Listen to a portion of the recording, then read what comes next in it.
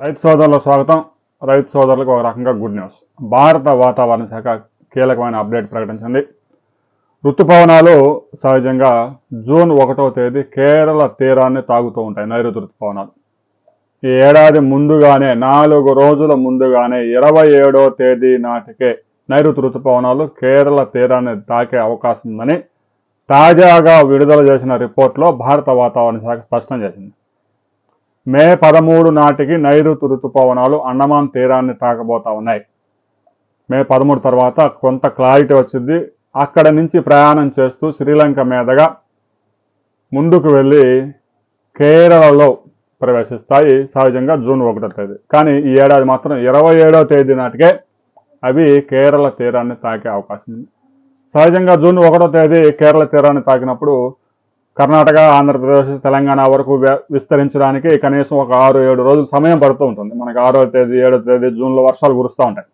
కానీ ఈ ఏడాది 4 రోజుల ముందే కేరళ తీరాన్ని తాగుతున్నాయి కాబట్టి ఆంధ్రప్రదేశ్, తెలంగాణ, కర్ణాటక ప్రాంతాల్లో కూడా 3-4 తేదీల నాటికే వర్షాలు పడే అవకాశం స్పష్టంగా కనిపిస్తూ ఉంది. మరొక వైపు సాధారణ వర్షపాతం కన్నా కూడా 4 నుంచి 5% అంటే 104% వర్షం నమోదయ్యే అవకాశం స్పష్టంగా కనిపిస్తూ ఉంది. భారతదేశంలో సగటు వర్షపాతం 87 సెంటీమీటర్లు ఉంది, 870 మిల్లీమీటర్లు. ఇక ఆంధ్రప్రదేశ్లో ఈ ఏడాది సగటు వర్షపాతం కన్నా ఎక్కువ నమోదయ్యే అవకాశం ఉంది. జూన్ మొదటి వారం నుంచే వర్షాలు స్టార్ట్ అయ్యే అవకాశం ఉంది.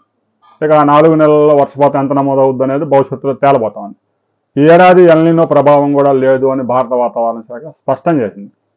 అయితే మే నెలలో భారతదేశంలోని చాలా ప్రాంతాల్లో గరిష్ట ఉష్ణోగ్రతలతో పాటు వర్షపాతం కూడా ఎక్కువ నమోదవుతుంది అనే విషయాన్ని కూడా స్పష్టం చేసింది. పగలంతా విపరీతమైన ఎండలు, సాయంత్రానికి ఈదురు గాలులతో కూడిన వర్షాలు విరుచుకుపడే అవకాశం ఉంది అనే విషయాన్ని కూడా అమరావతి వాతావరణ కేంద్రం కూడా స్పష్టం చేసింది. రాబోయే కొద్ది రోజుల్లో భారత వాతావరణ శాఖ ఒక కీలక అప్డేట్ విడుదల చేయబోతా ఉంది. మే 13వ తేదీ అప్డేట్ రాబోతా ఉంది. అప్డేట్ వచ్చిన తర్వాత మరిన్ని వివరాలతో మరో వీడియోలు తెలుసుకుందాం. గడిచిన 24 గంటల్లో మీ ప్రాంతంలో ఏమైనా వర్షం పడిందా అనే విషయాన్ని మాత్రం కామెంట్ చేయండి.